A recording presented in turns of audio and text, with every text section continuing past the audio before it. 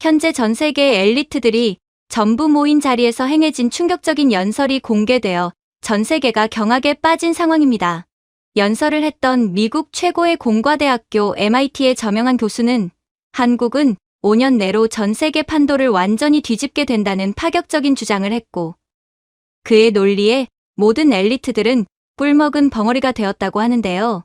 그렇다면 그가 대체 한국에 대한 어떤 충격적인 주장을 했던 것일까요? 매사추세츠 공과대학, 이른바 MIT의 최고위 과정.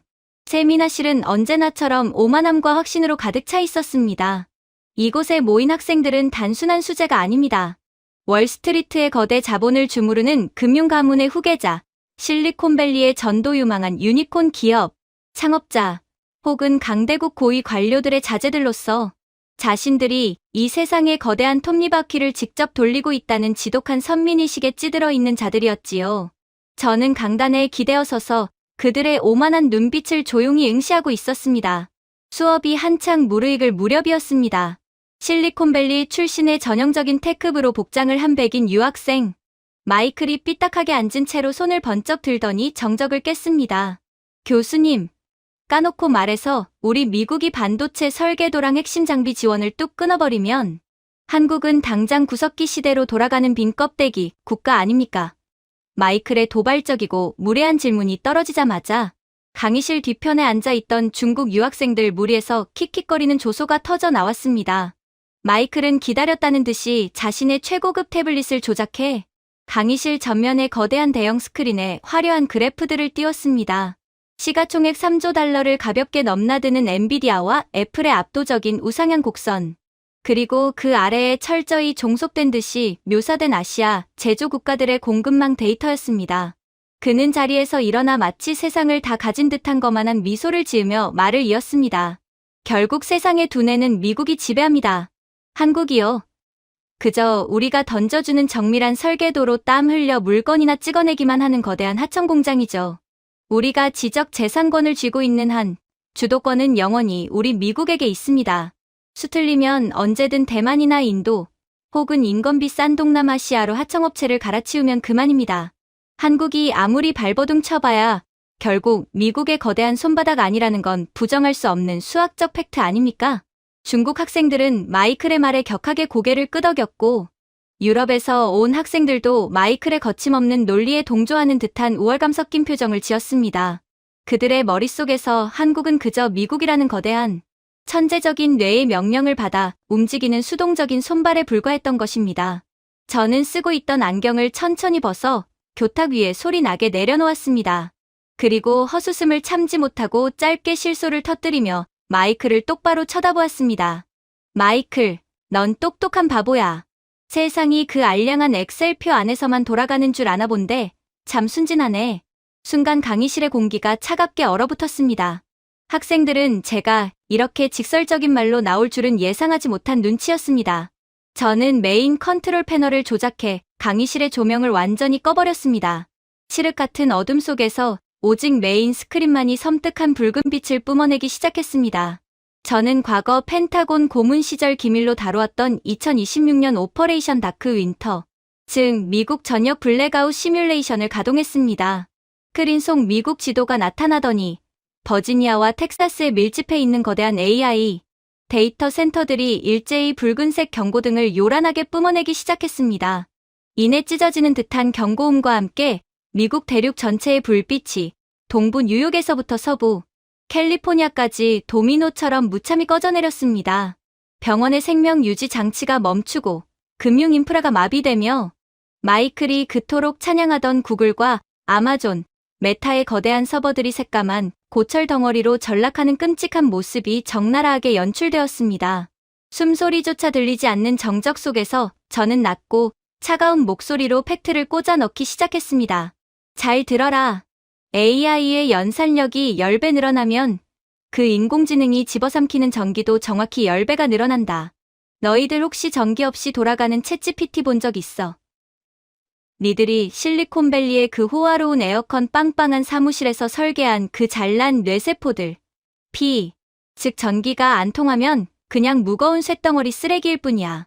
저는 붉게 물든 미국의 전력망 지도를 끔찍할 정도로 확대했습니다.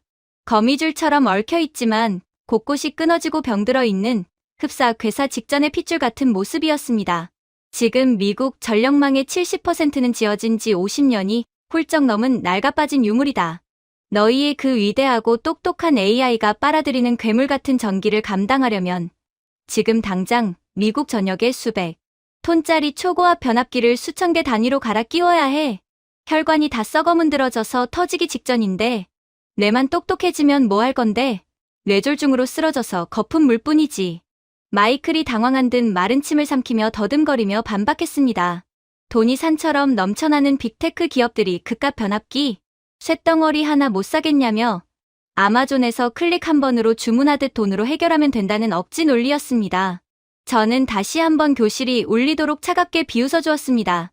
마이클, 넌 진짜 초고압 변압기가 아마존 프라임으로 내일 아침 현관문 앞에 배송되는 공산품인 줄 아는구나. 이건 반도체처럼 공장에서 뚝딱뚝딱 찍어내는 게 아니야. 무게만 400톤에 달하고 100% 장인의 수작업과 미친 듯한 정밀도가 들어가야 하는 초정밀 기계공학의 끝판왕이다. 지금 미국 본토의 중전기기 생산시설은 과거에 원가 절감한답시고 다 해외로 팔아치워서 완전히 박살났어. 그래서 유럽의 지멘스나 ABB 같은 콧대 높은 회사에 주문을 넣으면 대기 시간만 최소 3년에서 길게는 4년이나 걸린다. 묻겠다. 3년 동안 니들 그 소중한 AI 서버 전원 통째로 뽑아두고 손가락만 빨고 있을래? 강의실에 그 누구도 대답하지 못했습니다. 돈이 아무리 썩어나게 많아도 물리적인 제조의 시간을 살 수는 없다는 소프트웨어. 제국의 가장 절망적인 맹점이 그들을 덮친 것입니다. 저는 스크린의 화면을 전환했습니다. 태평양을 건너 아시아의 반도 국가, 대한민국의 울산과 창원에 위치한 HD 현대일렉트릭과 효성중공업의 거대한 메가 플랜트 내부가 나타났습니다. 화면 속에서는 수십 미터 높이의 거대한 공장 안에서 오차 없이 수만 가닥의 구리선을 맨손과 기계를 교차하며 감안에는 한국 장인들의 경이로운 작업 현장이 펼쳐지고 있었습니다. 거대한 철심에 절연지를 감고 불순물을 제거하기 위해 진공, 건조를 하는 그 복잡하고 치명적인 공정들이 마치 하나의 거대한 오케스트라처럼 돌아가고 있었습니다. 저길 봐라.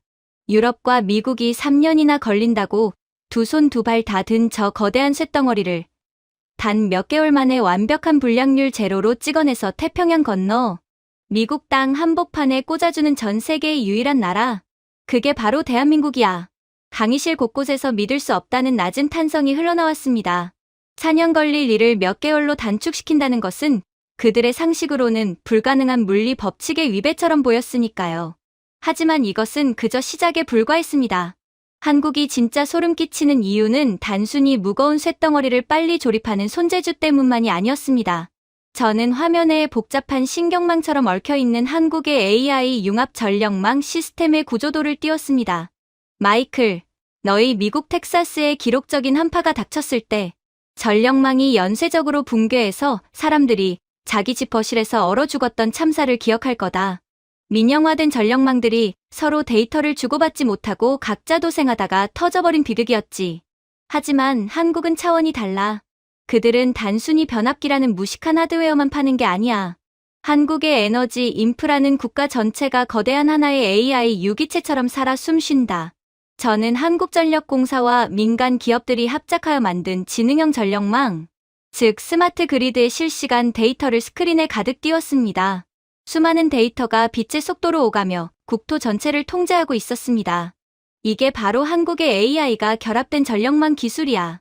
한국에서 수출하는 초고압 변압기 안에는 스스로 상태를 진단하고 수명을 예측하는 첨단 AI 센서가 혈관처럼 이식되어 있어. 멍청한 유럽산 변압기가 고장나면 사람이 직접 트럭 타고 가서 한 달 내내 뜯어봐야 원인을 알 수 있지만 한국산 스마트 변압기는 전압에 아주 미세한 떨림이나 내부 오일 온도의 0.01도 변화조차 AI가 실시간으로 분석해서 폭발하기 전에 미리 관제센터에 경고를 보낸다. 스스로 생각하고 스스로 생존하는 살아있는 기계를 만들어서 수출하는 거라고. 학생들은 숨을 죽였습니다.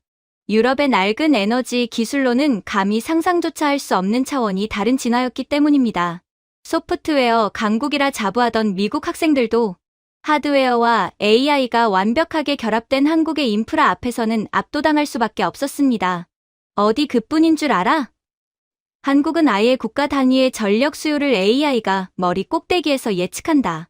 내일 오후 2시에 폭염이 쏟아질 것을 날씨 데이터와 과거 수십 년의 딥러닝 빅데이터로 계산해서 어느 발전소를 얼마나 가동할지, 에어컨을 많이 트는 공장 밀집 지역에 전압을 얼마나 밀어넣을지를 인간이 개입하기도 전에 AI가 새벽에 미리 세팅을 끝내버리지. 이 완벽한 전력 효율 최적화 기술 덕분에 한국의 송배전 손실률은 3%대다. 세계 최저 수준이지. 너희 미국이 송전 중에 버리는 전기만 6%가 넘어서 매년 수십조 원의 돈을 허공에 태우며 낭비하고 있는 동안 한국은 전기를 단 한 방울도 흘리지 않고 완벽하게 쥐어짜내서 통제하고 있다는 뜻이야. 마이클의 얼굴이 붉게 달아올랐고 뒤에서 낄낄거리던 중국 유학생들은 턱이 빠진 듯 멍한 표정으로 스크린만 바라볼 뿐이었습니다. 자신들이 세계 최고의 AI 기술, 최고의 IT 기술을 가졌다고 자만했지만 정작 그 AI를 생존과 직결된 국가 인프라에 완벽하게 결합시켜 현실 세계의 권력을 지배하고 있는 것은 지구 반대편의 한국이었던 것입니다. 저는 교탁을 강하게 내리치며 강의실 전체를 향해 쐐기를 박았습니다. 자, 다시 묻지. 한국이 하청업체라고? 천만에.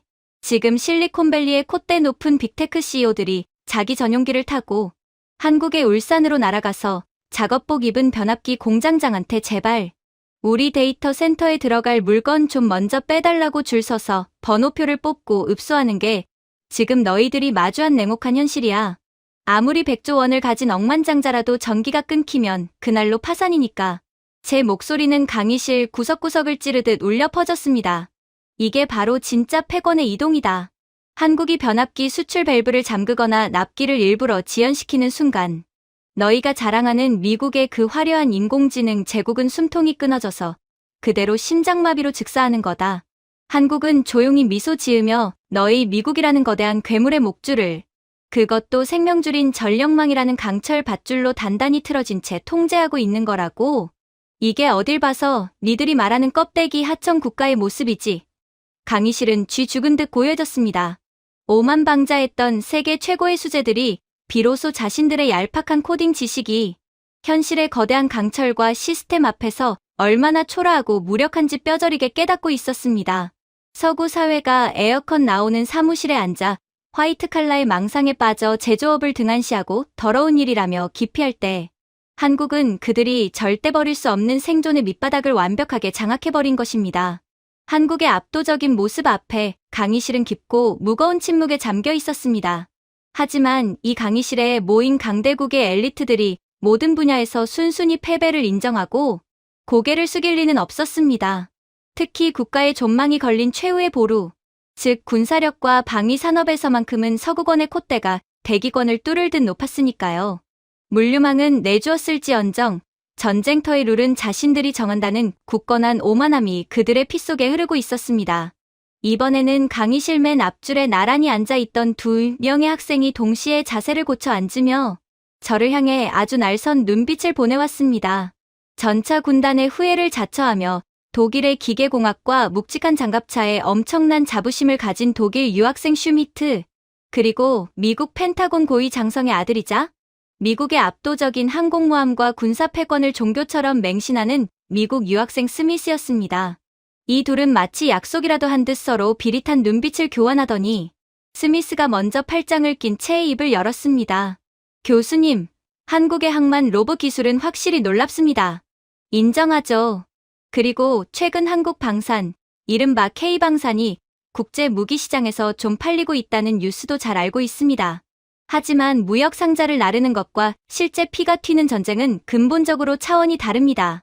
솔직히 까놓고 말해서 한국 무기들이 좀 잘 나가는 건 폴란드 같은 가난한 동유럽 국가들이 돈이 없어서 싼 맛에 집어드는 일종의 염가형, 보급형 무기이기 때문이지 않습니까? 진짜 사람의 목숨이 오가고 국가의 명운이 걸린 일선 최전방에서는 결국 수백억 원짜리 미국제 패트리어트 미사일이나 최고의 장갑을 두른 독일의 명품 레오파르트 전차를 써야만 확실한 방어가 가능합니다. 한국 무기는 그저 계약하면 빨리 배달해주는 배송만 빠른 패스트푸드 같은 깡통 아닙니까? 스미스의 노골적인 도발에 슈미트 역시 거들며 독일식 억양으로 덧붙였습니다. 스미스의 말에 100% 동의합니다. 무기는 극한의 환경에서 버텨야 하는 예술품이자 완벽한 명품이어야 합니다. 햄버거 같은 패스트푸드로 잠깐의 허기를 달랠 수는 있겠지만 진정한 전장을 지배하는 건 결국 오랜 역사와 실전 노하우를 가진 미국과 유럽의 럭셔리 하드웨어입니다. 한국이 아무리 공장을 돌려 빨리 물건을 찍어낸다 한들 그 근본적인 퀄리티와 기술의 격차를 넘을 수는 없다고 봅니다. 미국과 유럽을 대표하는 두 엘리트의 합동 공격에 방금 전까지 기가 팍 죽어있던 서구권 학생들의 얼굴에 다시 화색이 돌기 시작했습니다.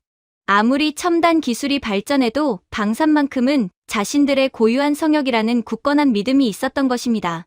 저는 그들의 턱없이 오만하고 낡은 논리를 들으며 천천히 강단으로 걸어가 하얀 분필을 집어들었습니다. 그리고 칠판 한가운데에 아주 커다랗게 두 개의 숫자를 적어 내려갔습니다. 400만 불 vs 200불, 약 60억 원 대 30만 원이라는 상식적으로 도저히 성립될 수 없는 극단적인 숫자였습니다. 저는 분필을 탁 내려놓고 스미스를 똑바로 쳐다보며 아주 차갑고 단호한 반말로 그들의 환상을 깨부수기 시작했습니다. 스미스, 내 아버지가 펜타곤 집무실에서 매일같이 타이르노를 달고 사는 진짜 이유가 뭔지 알아? 러시아나 중국의 핵미사일이 너무 강해서가 아니야. 바로 칠판에 적힌 저 미쳐버린 숫자, 저 끔찍한 가성비의 재앙 때문이지. 저는 메인 시스템을 조작해 새로운 전장 시뮬레이션을 스크린에 띄웠습니다. 스크린 속 화면은 중동의 어느 척박한 사막에 위치한 미군 핵심 기지를 묘사하고 있었습니다. 칠흑 같은 밤하늘을 새카맣게 뒤덮으며 윙윙거리는 기분 나쁜 소음과 함께 무언가가 날아오고 있었죠. 바로 적국이 띄운 30만 원짜리 싸구려 상업용 조립 자폭 드론 천대였습니다. 레이더망을 교란하며 마치 화난 벌떼처럼 몰려오는 그 엄청난 드론. 때를 향해 미군의 최첨단 방공 시스템이 번쩍이며 불을 뿜기 시작했습니다. 자, 상황을 똑바로 봐. 적은 인터넷, 알리익스프레스 같은 데서 모터랑 배터리 부품을 사서 조립한 30만 원짜리 싸구려 상업용 드론 천대에 폭탄을 매달아 날렸어. 공격 비용은 총 3억 원이야. 반면 너희 미군은 스미스 내가 그토록 찬양하는 세계 최강의 럭셔리 요격 무기 한 발에 60억 원짜리 최고급 패트리어트 미사일을 쏜다. 백발백중, 명중률이 100%라고 기분 좋게 가정해보자고. 근데 1000대의 드론을 다 막으려면 미사일 1000발을 쏴야 해. 6조 원이라는 천문학적인 돈이 단 한순간에 허공에서 펑 하고 날아가는 거지. 적은 고작 3억 원을 썼는데 우리는 기지 하나 방어한답시고 6조 원의 혈세를 불태웠어. 저는 두 팔을 벌리며 학생들을 향해 소리쳤습니다. 이게 정상적인 방어라고 생각해. 이건 방어가 아니라 국가 파산이야. 니들이 숭배하는 그 잘난 명품 무기들은 이제 현대의 비대칭 전쟁터에서 국고를 거덜내고 발목을 잡는 거대한 짐덩어리가 되어버렸단 말이다. 전쟁은 쇼룸에서 스펙 자랑하는 패션쇼가 아니야. 철저한 소모전이고 돈싸움이지. 60억짜리 미사일로 30만 원짜리 장난감을 맞추고 환호하는 멍청한 군대는 결국 파산해서 스스로 무너질 수밖에 없어. 스미스와 슈미트의 표정이 일순간 하얗게 굳어졌습니다. 그들은 카탈로그에 적힌 무기의 스펙과 화력에만 집착했을 뿐 현대전의 핵심이 된 드론 스웜 전술과 소모전의 끔찍한 경제학은 전혀 고려하지 못했던 것입니다. 저는 그들이 멘탈을 회복할 틈을 주지 않고 곧바로 다음 화면을 스크린에 띄웠습니다. 미국도, 유럽도, 심지어 아이언돔을 자랑하는 이스라엘조차 이 싸구려 드론 떼를 비용, 효율적으로 막아낼 방법을 찾지 못해 매일 밤 벌벌 떨고 있을 때 세상에서 가장 빠르고 가장 독하게 이 미친 수학 문제를 해결해버린 나라가 있어. 바로 니들이 패스트푸드라고 조롱했던 대한민국이지. 스크린에는 허허벌판에서 하늘을 겨냥하고 있는 거대한 진육면체 형태의 장비가 나타났습니다. 겉보기에는 그저 회색빛의 평범한 컨테이너 박스처럼 생겼지만 그 위에는 SF 영화에서나 볼 법한 첨단 광학 장비가 매섭게 돌아가고 있었습니다. 이게 바로 한국이 세계 최초로 실전 배치에 성공한 블록1 레이저 대공무기 체계다. 하늘을 새카맣게 뒤덮은 드론 떼가 다가오자 이 장비가 아주 조용히 작동을 시작해. 그런데 화면을 잘 봐라. 미사일처럼 시뻘건 불꽃이 튀지도 않고 대공포처럼 귀청을 찢는 굉음도 나지 않아. 눈에 보이지도 소리도 없는 레이저 빔이 빛의 속도로 발사되더니 3km 밖에 떠있는 드론들의 모터와 배터리를 정확히 찢어서 녹여버린다. 드론들은 허공에서 불이 붙은 채 툭툭 추락하기 시작하지. 자, 이 마법 같은 빛의 방패가 드론 한 대를 격추시키는 데 드는 비용이 얼마인 줄 아냐? 저는 학생들을 향해 손가락 2개를 펴 보이며 그들의 영혼까지 털어버릴 수치를 던졌습니다. 단돈 2,000원. 달러로 환산하면 고작 1.5달러야. 미사일처럼 탄약고가 바닥날 걱정도 할 필요가 없어. 케이블로 전기만 공급되면 무한대로 하늘을 쓱쓱 청소할 수 있거든. 스미스, 니들이 60억짜리 미사일 버튼을 누를까 말까 손을 벌벌 떨며 의회 국방 예산 눈치 보고 있을 때 한국은 동네 카페 아메리카노 한 잔 값도 안 되는 돈으로 하늘의 패권을 완벽하게 지배하고 있다고? 이게 어떻게 깡통 보급형 패스트푸드야? 이건 전장의 룰 자체를 붕괴시켜버리는 완벽한 게임 체인저다. 강의실 여기저기서 헛기침 소리와 절망적인 탄식이 터져 나왔습니다. 60억대 2,000원. 이건 아무리 달러를 무한대로 찍어내는 자본력이 막강한 미국이라도 도저히 감당할 수 없는 승산이 0%인 경제적 압살이었으니까요.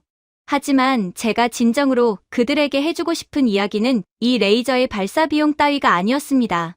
한국 방산이 전 세계 군사 강국들의 뼈를 때리며 가장 끔찍하게 무서운 이유. 그것은 바로 저 레이저를 조종하는 뇌에 있었기 때문입니다. 잘 들어. 레이저로 쇠를 녹이는 렌즈 기술 자체는 돈 많은 강대국들이라면 랩실 수준에서 다들 가지고 있어. 하지만 한국이 진짜 소름 끼치게 무서운 게 뭔지 알아? 한국은 저 레이저를 쏘고 타겟을 쫓는 두뇌로 덜 떨어진 인간이 아니라 완벽한 AI를 이식했다는 거다. 너희들이 이해하기 아주 쉽게 비유를 하나 해줄게. 유명한 고전 게임인 스타크래프트 다들 해봤지? 저는 양손을 들어 비교하는 제스처를 취하며 학생들 사이로 걸어 들어갔습니다. 미국이나 유럽이 자랑하는 그 무식한 명품 무기들은 게임 속 배틀크루저와 같아. 맷집 좋고 화력은 엄청나지만 덩치가 굼뜨고 한 대 뽑는데 세월이 다 가지. 게다가 파일럿이 일일이 마우스 클릭해서 타겟을 지정해 주어야 쏠 수 있어. 근데 저렴한 저글링 수백 마리가 사방에서 달라붙으면 배틀크루저도 결국 터지게 되어 있거든. 반면 한국의 무기는 AI라는 세계 최강의 알파고가 스스로 통제하는 오토 터렛이야. 한국의 인공지능은 하늘을 덮은 수백 대의 드론 떼를 레이더로 발견하는 즉시 각각의 비행 속도, 고도, 현장의 바람 방향과 세기, 심지어 공기 중의 습도로 인한 빛의 굴절률까지 0.001초 단위로 싹 다 계산해버린다. 스크린에는 수많은 붉은 점들의 타겟팅 박스가 순식간에 씌워지며 0.1초 만에 요격 시퀀스가 끝나는 소름 끼치는 한국 AI 교전 화면이 띄워졌습니다. 인간 병사가 땀 뻘뻘 흘리며 망원경 렌즈로 조준점 찾고 덜덜 떨며 방아쇠를 당길 때 한국의 AI는 어떤 놈을 먼저 격추해야 우리 탄약고가 안전한지 타격 우선순위를 완벽하게 세팅하고 스스로 포신을 돌려서 알아서 지져버려. 조이스틱. 그딴 거 필요 없어. 그냥 전원 버튼 켜놓고 커피나 마시면 기계가 알아서 방어망을 치는 거야. 이 속도와 정밀함이 어떻게 가능한 줄 아냐? 이건 단순히 철판을 두드려 탱크나 대포를 깎아내는 무식한 중공업 제조 기술만으로는 죽었다. 깨어나도 불가능한 영역이다. 무기라는 묵직한 하드웨어의 혈관 속에 세계 최고 수준의 반도체, 데이터 처리 속도와 압도적인 IT 소프트웨어 알고리즘 기술이 완벽하게 융합되어야만 가능한 기적이지. 저는 다시 교탁으로 돌아와 강단을 콱 내리치며 목소리를 높였습니다. 전 세계 국가들의 산업 지도를 샅샅이 다 뒤져봐라. 거대한 도크에서 시뻘건 쇳물을 끓여내는 둔탁한 중공업 제조 능력과 눈에 보이지도 않는 나노 단위의 반도체를 깎아내고 최첨단 초고속 통신 AI 네트워크를 다루는 미세한 IT 기술. 이 완전히 극단적인 두 가지 산업 생태계를 동시에 세계 1위 수준으로 쥐고 있는 나라가 지구상의 대한민국 말고 도대체 어디 있냐? 미국은 IT는 강하지만 제조업이 멸망했고 유럽은 제조업은 훌륭하지만 IT 산업을 완전히 뺏겼지. 그러니까 유럽의 그 전통 낡은 방산업체들이나 미국의 덩치만 큰 군산복합체들은 돈을 아무리 쏟아부어도 한국 무기의 이 미친 개발 속도와 소프트웨어 최적화 능력을 절대 따라갈 수가 없는 거다. 그들은 무거운 쇳덩어리에 갇혀서 기름칠이나 하고 있지만 한국은 기계와 인공지능을 하나로 융합시켜서 쇳덩어리에 펄떡이는 생명을 불어넣어 버렸거든. 슈미트의 얼굴에는 숨길 수 없는 절망감이 어렸습니다. 명품이라 자부하며 박물관에나 모셔둘 법한 독일의 전차들이 한국의 첨단 AI가 결합된 전장 시스템 앞에서는 그저 시대에 뒤떨어진 무식한 고철 덩어리처럼 느껴지기 시작했을 테니까요. 저는 마지막으로 그들의 멘탈을 완전히 가루로 만들어버릴 가장 치명적인 팩트를 던졌습니다. 슈미트, 너희 독일 무기에는 장인정신이 들어가서 참 좋지. 그런데 전장에 나갔다가 고장 나거나 소프트웨어에 버그 생기면 어떻게 돼? 부품 하나 갈아 끼우려고 독일에 팩스 보내고 관료주의 승인받아서 배송 올 때까지 6개월 동안 진흙탕에 처박혀서 기다려야 하는 비싼 고철 덩어리잖아. 반면 한국의 K9 자주포나 K2 흑표 전차는 어떤지 알아? 그건 단순한 대포가 아니라 마치 니들 손에 들려있는 스마트폰과 완벽하게 똑같아. 저는 주머니에서 제 스마트폰을 꺼내 들어 학생들 눈앞에서 흔들어 보였습니다. 만약 동유럽 최전선에 나간 한국 무기가 러시아나 적국의 완전히 새로운 드론 공격 패턴이나 재밍 신호를 감지했다고 치자. 니들 옛날 무기라면 속수무책으로 당하거나 배에 실어서 본국 공장으로 돌려보내서 쇳덩어리를 덧대야 하겠지. 하지만 한국 무기는 차원이 달라. 전선에서 수집된 전투 데이터가 암호화되어서 한국 본토의 통제센터로 실시간 싹 전송되면 밥 먹고 코딩만 하는 한국의 독종 천재 소프트웨어 엔지니어들이 그 즉시 새로운 회피 기동이나 요격, 알고리즘을 짜서 소프트웨어 업데이트 패치를 만들어낸다. 그리고 하룻밤 자고 일어나면 어떻게 되는 줄 알아? 무선 네트워크, 즉 OTA를 통해 폴란드, 호주, 중동 등 전 세계에 깔려있는 모든 한국 무기들의 두뇌로 그 패치가 동시에 쫙 쏴지는 거야. 스마트폰 앱 업데이트하듯이 말이지. 하룻밤 새 무기가 스스로 진화해서 적의 새로운 전술을 무력화시켜버린다는 뜻이다. 학생들은 마치 귀신에 홀린 듯 입을 쩍 벌리고 다물지 못했습니다. 기계가 공장에 들어가지 않고도 소프트웨어, 무선 업데이트를 통해 전장에서 실시간으로 진화한다는 개념은 그들의 넓고 보수적인 군사학 교재, 그 어디에도 없는 충격적이고 파격적인 상상이었으니까요. 이제 현실 파악이 좀 되냐? 한국은 단순히 쾅쾅 터지는 포탄이나 쏘는 무기를 파는 하청업체가 절대 아니야. 그들은 전장이라는 거대한 플랫폼의 생태계, 즉 컴퓨터로 치면 윈도우나 AOS 같은 운영체제 자체를 완벽하게 장악해버린 거다. 하드웨어를 찍어내는 미친 가성비와 생산 능력, 거기에 세계 최강의 AI 소프트웨어 실시간 업데이트 능력까지. 스미스, 이게 바로 내 아버지가 있는 펜타곤이 한국 방산 앞에서 자존심 다 구겨버리고 제발 기술 협력 좀 하자고 굽실거리며 매달리는 진짜 이유야. 한국 무기 체계라는 OS에 한번 연동되는 순간 너무 편하고 압도적이라서 빠져나올 수도 없고 빠져나갈 이유도 없어지는 완벽한 기술적 지배. 그 대체 불가능한 올가미를 한국이 전 세계의 군대에 아주 부드럽게 씌우고 있다는 사실을 뼈에 새기도록 해. 강단 위에서 내려다본 강대국 학생들의 표정에는 이제 거만한 오만함 대신 깊고 어두운 충격과 두려움만이 자리 잡고 있었습니다. 영토도 좁고 천연자원 하나 없는 아시아의 작은 나라가 인류의 가장 원초적이고 잔혹한 폭력의 공간인 전쟁터에서마저 서구 사회가 수백 년간 쌓아온 규칙을 짓밟고 자신들만의 새로운 디지털 룰을 강요하고 있었으니까요. 압도적인 IT 기술과 지독한 제조업의 융합으로 빚어낸 무적의 방패. 이 소름 끼치도록 완벽한 2,000원짜리 인공지능의 절대적인 지배 앞에서 명품병에 걸려 스펙이나 따지던 그들의 낡은 자부심은 흔적도 없이 완전히 증발해버리고 말았습니다.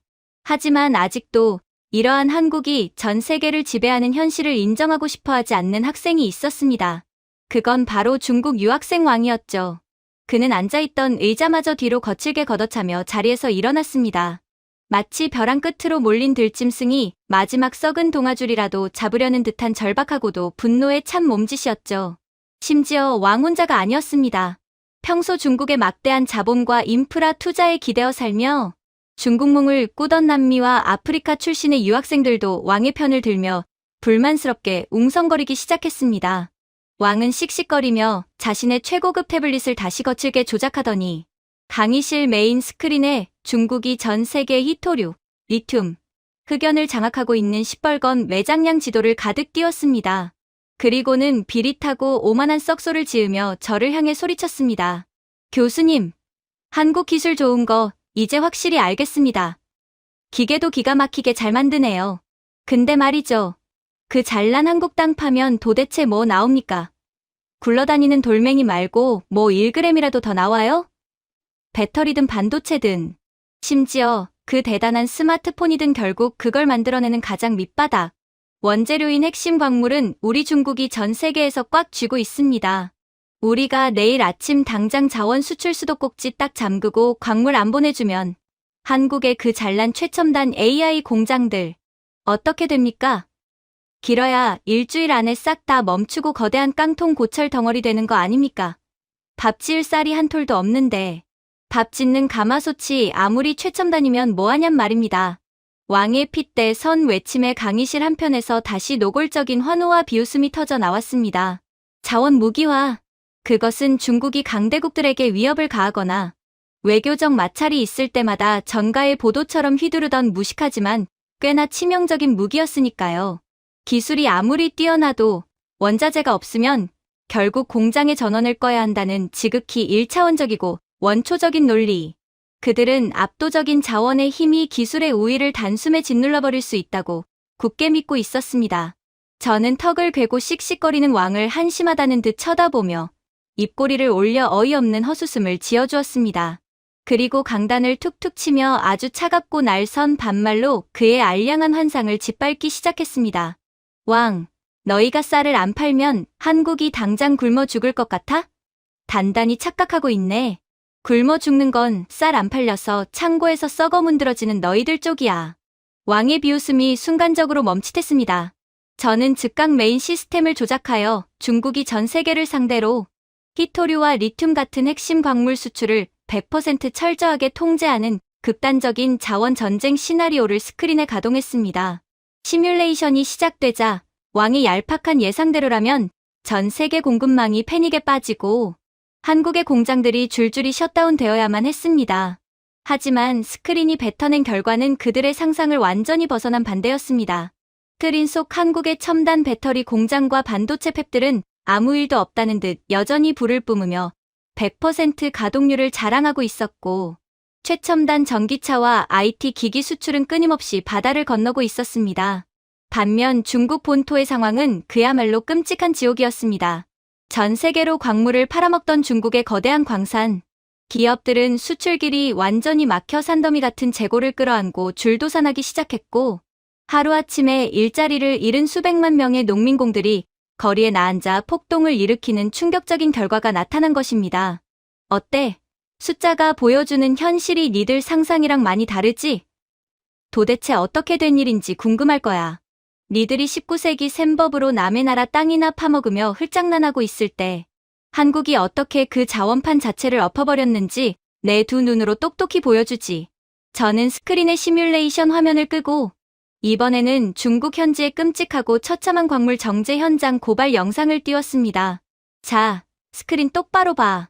니들 중국이 자랑하는 그 대단한 자원 정제라는 게 도대체 어떻게 이루어지는지. 저 꼬라지를 좀 보라고.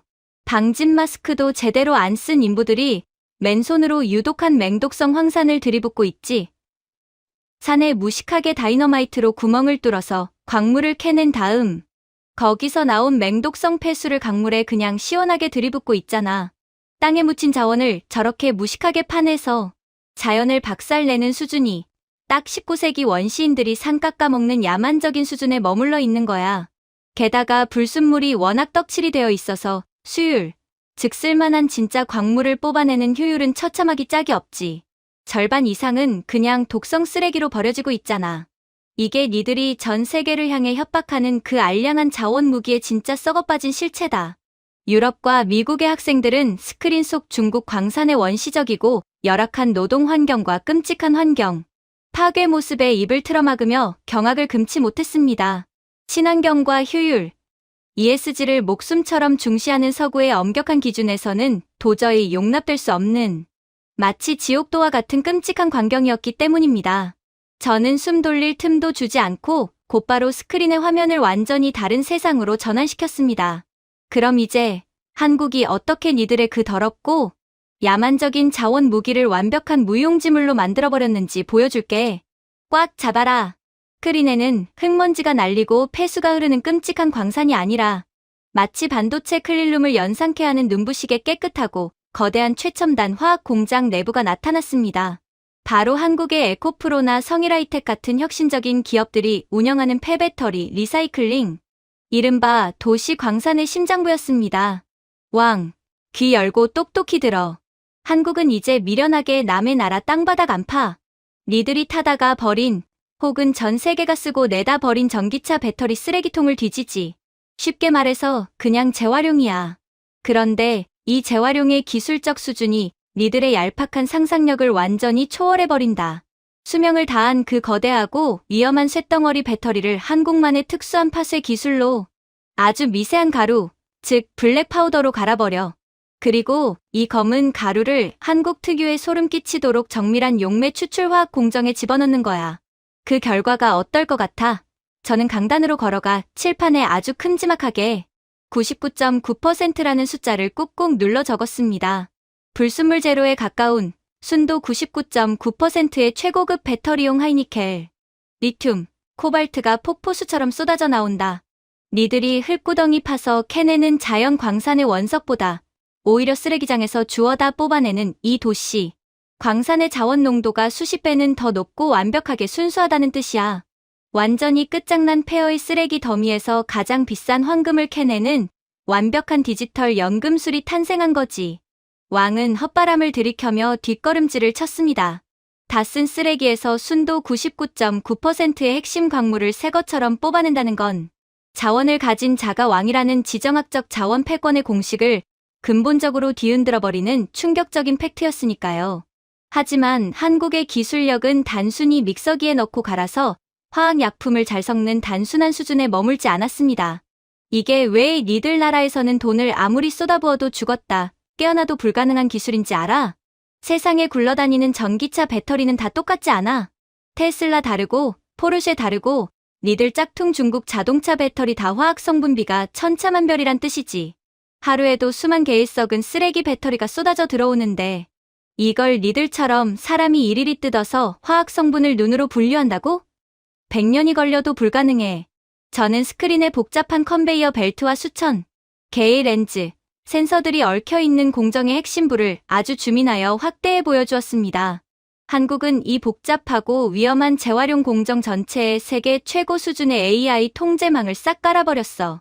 시커먼 폐배터리가 레일에 올라가는 그 짧은 순간, 한국의 인공지능이 딱 0.1초 만에 배터리의 내부 화학 조성을 엑스레이처럼 스캔하고 완벽하게 분석해버린다.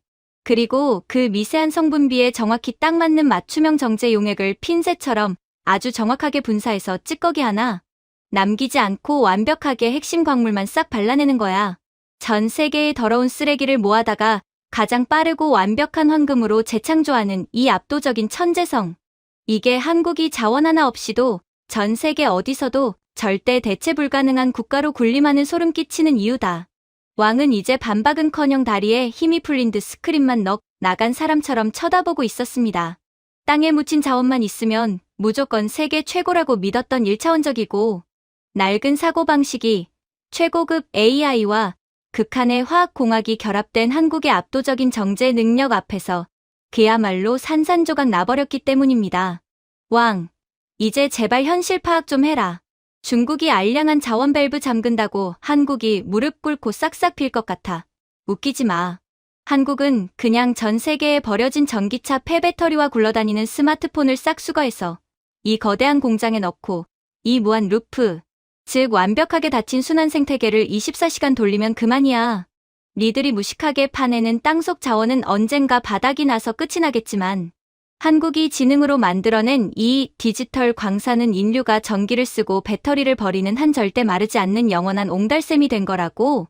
그러니까 기술 없는 자원 강국은 결국 기술을 쥔 국가의 헐값에 원자재나 납품하는 초라한 하청업체일 뿐이야.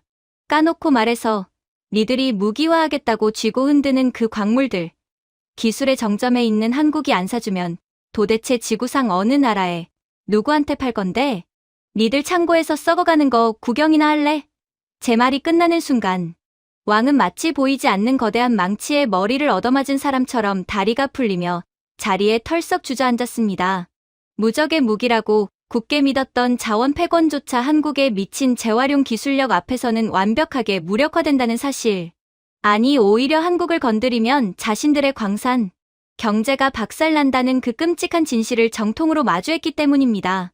자원이라는 원초적인 흙먼지의 힘으로 세계를 협박하려던 중국의 얄팍한 속셈이 한국이라는 압도적인 기술 제국의 디지털 순환, 생태계 속에서 어떻게 산산조각 나는지 숨죽여 지켜보던 강의실의 학생들은 등골을 타고 오르는 깊은 전율을 느꼈습니다. 아무도 한국의 독주를 막을 수 없고 어느 거대 국가도 한국이라는 톱니바퀴를 대체할 수 없다는 완벽한 절망과 동시에 그 미친 시스템을 향한 짙은 경외심이 그들의 오만한 뇌리에 깊숙이 꽂힌 것입니다. 저는 완전히 기가 꺾여 숨소리조차 내지 못하고 침묵하는 학생들을 가만히 바라보며 팽팽했던 텐션을 조금 누그러뜨리고 차분하게 숨을 고르기 시작했습니다. 그리고 목소리를 한층 낮춰 아주 조용히 말을 이었습니다. 너희들, 지금 너희가 방산에서 선박에서 그리고 이 버려진 쓰레기 속의 연금술에서 본 이 압도적인 기술의 격차, 이게 진짜 공포의 끝일 것 같아? 저는 고개를 저으며 굳어버린 학생들과 천천히 눈을 맞췄습니다. 아니야. 너희가 진정으로 두려워해야 할 진짜 소름 끼치는 공포는 이 차가운 기계와 화려한 인공지능, 기술 그 자체가 아니야.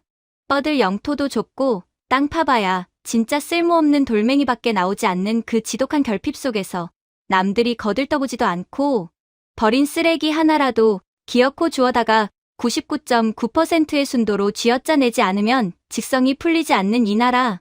사람들의 징그러울 정도의 집념, 그 지독한 도끼다. 아무도 대체할 수 없는 이 거대한 기적의 생태계를 맨바닥에서 만들어낸 한국인들의 그 미친 도끼가 도대체 어디서부터 시작되었는지 너희 같은 온실 속 화초들은 상상이나 할 수 있겠어. 중국의 어설프고 무식한 자원, 무기와 으름장이 한국이 피땀 흘려 구축한 완벽한 99.9%의 순환 생태계 앞에서 산산조각이 나자 매사추세츠 공과대학의 이 최고의 세미나실 공기는 이전에 경험하지 못한 엄청나고 무거운 질량으로 짓눌리기 시작했습니다. 학생들의 입가에 맴돌던 비아냥거림이나 거만한 헛웃음 따위는 이미 대기권 밖으로 증발한 지 오래였거든요. 세계 최고의 두뇌들이 모였다고 자부하던 이 엘리트들의 흔들리는 눈동자에는 이제 한국이라는 기형적일 정도로 완벽하고 무자비한 시스템에 대한 근원적인 두려움이 아주 짙게 깔려 있었습니다. 자신들이 평생을 바쳐 배우고 맹신하던 서구의 경제학 교과서와 지정학적 상식이 한국이라는 미친 변수 앞에서는 모조리 쓰레기통에 처박히는 것을 두 눈으로 똑똑히 목격했으니까요. 하지만 거대한 공포는 종종 인간의 가장 날카롭고 절박한 방어기제를 끌어내는 법입니다. 완벽하게 팩트와 데이터로 두들겨 맞고 쥐 죽은 듯 침묵하던 학생들 사이에서 이번에는 도저히 패배를 인정하기 싫은 발악에 가까운 날, 선 질문들이 마치 폭풍처럼 쏟아지기 시작했습니다. 가장 먼저 무거운 정적을 깬 것은 앞선 토론에서 멘탈이 박살났던 미국 유학생 마이클이었습니다. 그는 다시금 자리에서 벌떡 일어났는데 그의 얼굴은 이제 거만함이 아니라 어떻게든 미국의 위신을 지켜야 한다는 절박함으로 처참하게 일그러져 있었습니다. 교수님, 방금까지 보여주신 시뮬레이션과 데이터 다 인정합니다. 한국의 기술력은 기적에 가깝죠. 하지만 아무리 극동의 작은 나라 기술이 뛰어나도 결국 패권국의 압도적인 물리력 앞에서는 무릎을 꿇고 굴복할 수밖에 없는 것 아닙니까? 미국 정부가 마음만 독하게 먹고 한국 기업들의 팔을 강제로 비틀어서 그 최첨단 반도체 공장과 배터리 라인을 전부 미국 본토로 강제 이전시키고 우리 미국의 천재들이 그 기술을 쪽쪽 빨아먹어 흡수해버리면 어쩔 건데요?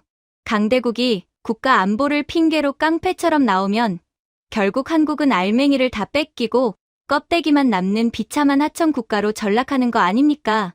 마이클의 다급하고 날카로운 외침이 채 끝나기가 무섭게 이번에는 줄곧 팔짱을 끼고 불편한 기색을 내비치며 눈치만 보던 일본 유학생 다나카가 안경을 치켜올리며 매섭게 끼어들었습니다. 마이클의 말에 전적으로 동의합니다. 게다가 제가 보기엔 한국의 그 미친 시스템은 절대로 지속 불가능합니다. 한국인들은 너무 자신들의 영혼과 육체를 기계 부속품처럼 갈아 넣습니다. 저런 극도의 완벽주의와 피말리는 긴장 상태를 국가 전체가 도대체 언제까지 유지할 수 있단 말입니까? 인간은 기계가 아닙니다. 언젠가 반드시 내부에서부터 끔찍한 번아웃이 올 것이고 결국 그 숨막히는 압박감을 견디지 못한 한국의 시스템은 스스로 붕괴하고 말 겁니다. 미국과 일본을 대표하는 두 엘리트의 질문. 폭격에 이어 맨 앞줄에 앉아 입술을 깨물고 있던 프랑스. 유학생마저 도저히 이해할 수 없다는 표정으로 두 손을 펼쳐 보이며 허탈하게 물었습니다. 저도 근본적인 걸 묻고 싶습니다. 도대체 한국 사람들은 왜 저렇게까지 독하게 하는 거죠? 세상 어느 선진국도 저렇게 매일매일 숨 막히게 살지는 않습니다. 이제 적당히 선진국 반열에 올랐으면 다른 유럽 국가들처럼 노동시간도 줄이고 적당히 타협도 하면서 여유롭게 인생을 즐길 수도 있잖아요. 한국은 왜 마치 뒤에서 누군가 장전된 총을 겨누고 쫓아오기라도 하는 것처럼 전 세계에서 가장 미친 국가처럼 매번 불가능에 머리를 박고 돌진하며 스스로를 혹사시키는 겁니까?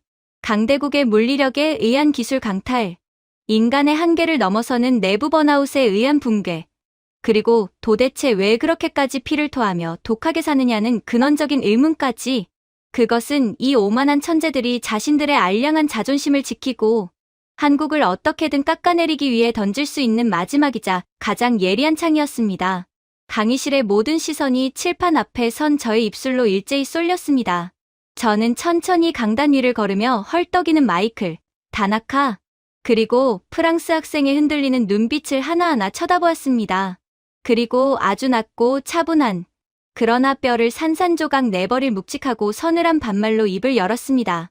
마이클, 니들 미국이 완력으로 한국의 기술을 강탈한다고? 진짜 착각도 유분수지. 넌 아직도 진짜 최첨단 기술이 그저 종이 쪼가리 매뉴얼이나 컴퓨터 폴더에 들어있는 기계 설계도 파일인 줄 아는구나. 저는 마이클을 향해 비웃음이 가득 담긴 차가운 미소를 지어주었습니다.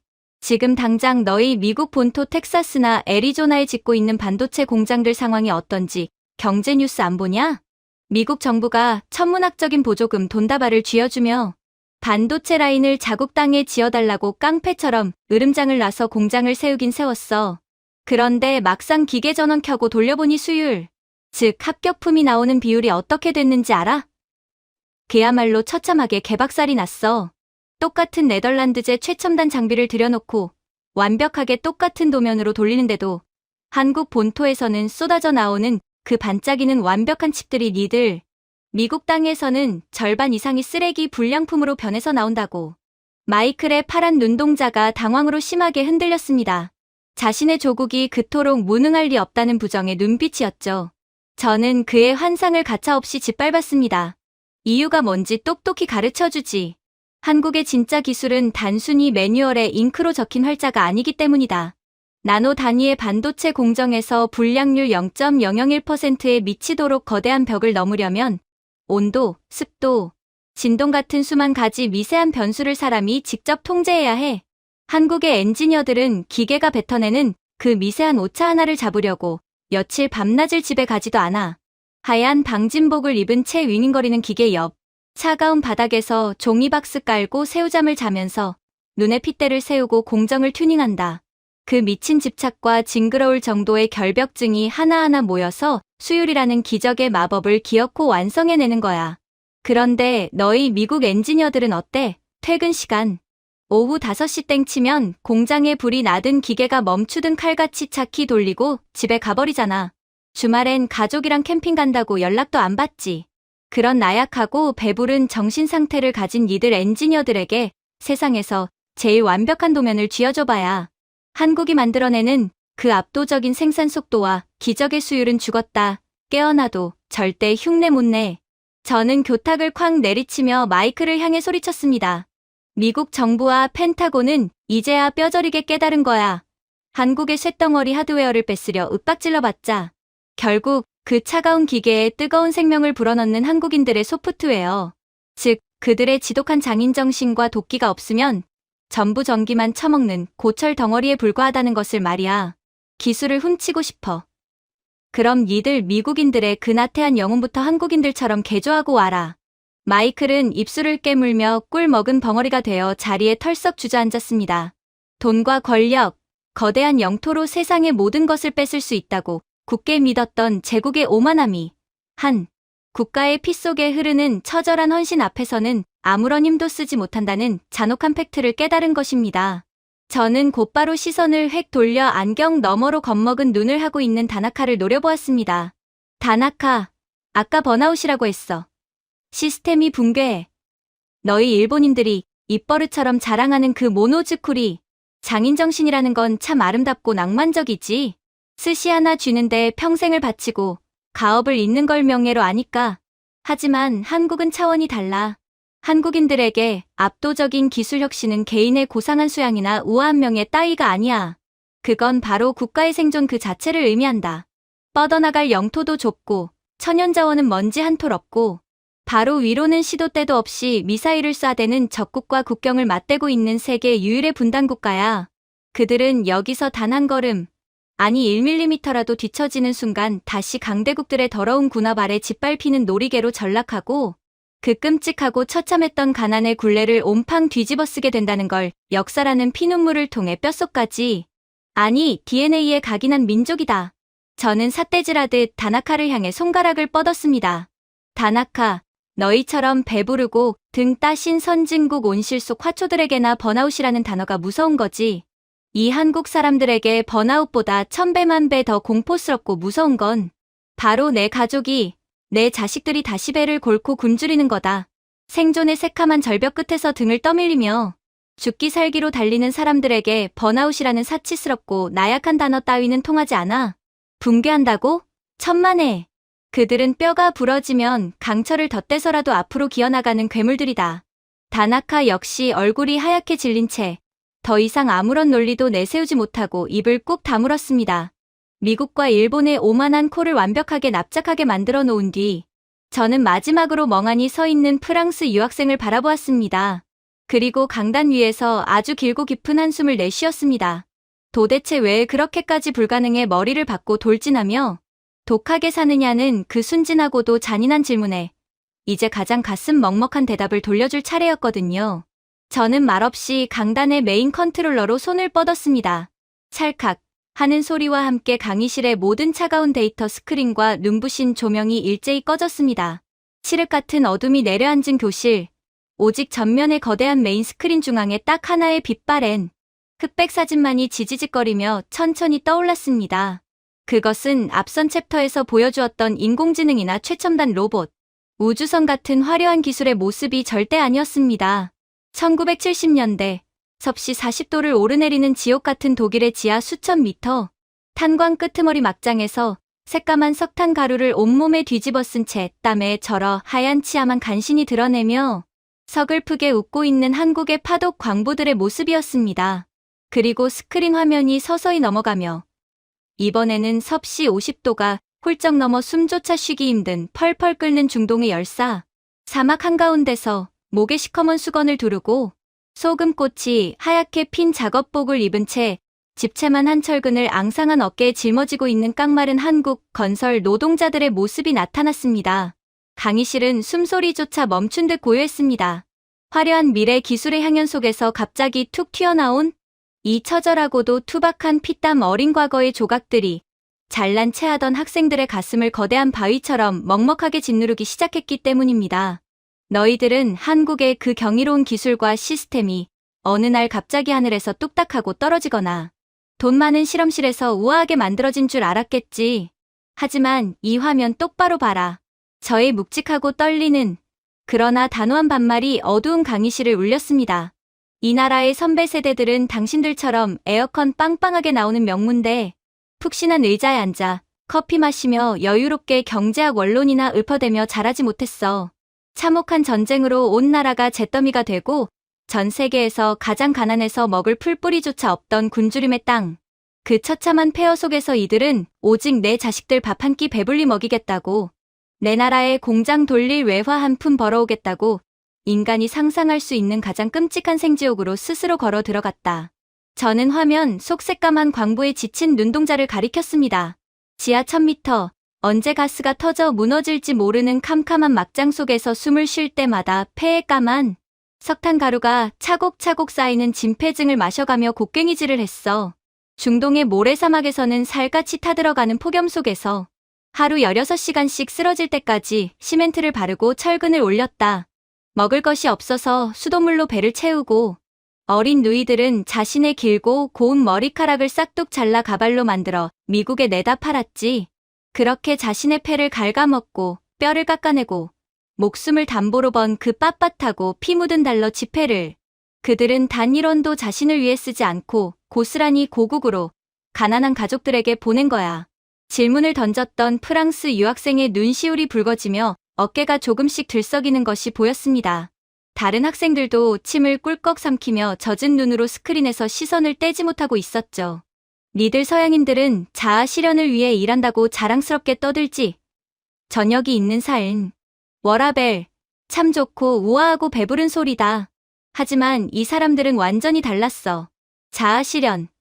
그들에겐 그딴 사치스러운 단어조차 머릿속에 없었다. 오직 하나.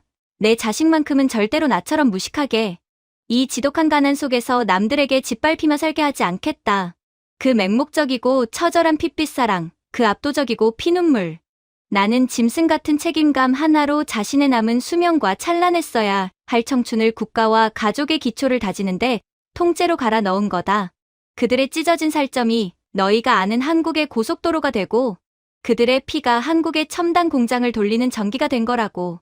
저는 스크린에 흑백 사진을 끄고 다시 환한 조명을 켰습니다.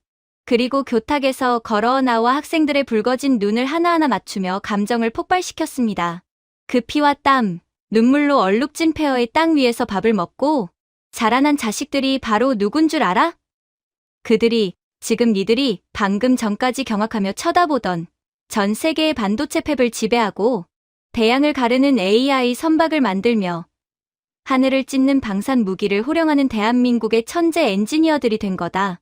부모 세대가 시커먼 곡괭이로 피 흘리며 뚫었던 그 길을 이제 그 자식들이 나노미터 단위의 최첨단 레이저로 뚫어내며 전 세계를 씹어먹고 있는 거라고. 강의실은 이제 숨 막히는 완벽한 정적에 휩싸였습니다. 헛기침 소리조차 들리지 않았습니다.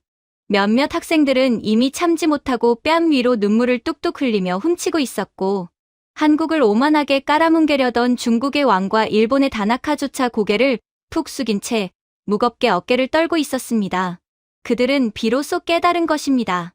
자신들이 숫자와 논리로 상대하려 했던 것은 단순한 최첨단 기계나 쇳덩어리가 아니었다는 것을.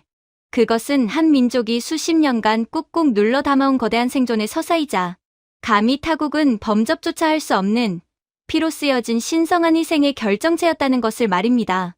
더 이상 이 교실 그 어디에도 한국을 깎아내리던 오만함과 무례함은 단 1%의 먼지만큼도 남아있지 않았습니다. 그래서 내가 감히 단언하는 거다. 한국이 전 세계에서 가장 미친 그리고 인류 역사상 가장 위대한 국가라고 말이야.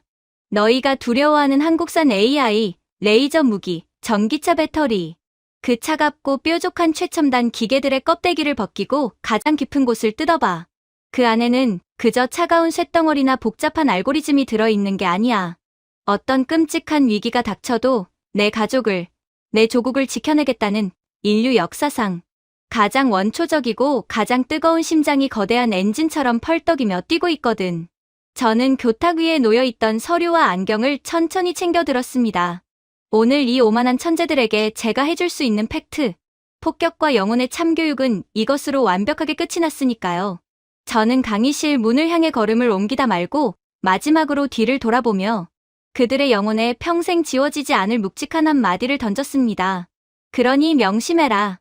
앞으로 살아가면서 한국을 상대할 때는 단순히 그들의 화려한 스펙터클이나 압도적인 기술, 스펙만 보면서 엑셀 쪼가리나 두드리지 마. 불과 반세기 전 맨주먹 하나로 그 참혹한 전쟁의 잿더미를 뚫고 나와 기어코 우주 끝까지 닿아버린 저 작은 나라의 무서운 도끼를 진심으로 우러러보고 존경해라. 그 처절했던 흉터진 손들이 피눈물로 만들어낸 지독한 도끼가 지금 너희들이 딛고 서 있는 이 위태로운 지구라는 행성을 무너지지 않게 꽉 붙잡아 떠받치고 있으니까. 오늘 강의는 여기까지다. 제가 묵례를 하고 뚜벅뚜벅 강의실 문을 열고 나설 때였습니다. 숨소리조차 들리지 않던 그 적막했던 강의실 안에서 누군가 먼저 의자를 박차고 자리에서 벌떡 일어나는 소리가 들렸습니다. 그리고 마치 짠 것처럼 미국 실리콘밸리의 마이클도, 일본의 다나카도, 중국의 왕도, 그리고 눈물을 훔치던 프랑스 학생도 일제히 자리에서 일어났습니다. 짝, 짝, 짝. 처음엔 조심스러웠던 박수 소리가 이내 거대한 폭포수처럼 쏟아지며 강의실 유리가 깨질 듯한 우레와 같은 기립 박수로 번져나갔습니다. 저는 뒤를 돌아보지 않았습니다. 하지만 등 뒤로 쏟아지는 그 열광적이고 뜨거운 박수 소리와 경외심 어린 시선들은 단순한 강연에 대한 환호가 아니라 대한민국이라는 위대한 국가의 영혼에 바치는 가장 완벽한 항복 선언이자 절대적인 존경의 표시라는 것을 온몸의 소름을 통해 느낄 수 있었습니다. 세계 최고 엘리트 이방인들의 차가운 심장마저 뜨거운 눈물로 완벽하게 녹여버린 강철의 제국. 대한민국의 이야기는 그렇게 세상을 향해 웅장한 전율을 남기며 끝이 났습니다. 제가 준비해온 내용은 여기까지입니다. 끝까지 시청해주셔서 진심으로 감사드리며 여러분들의 구독과 좋아요, 알림 설정은 영상 제작에 큰 힘이 됩니다. 이상 세모튜브였습니다.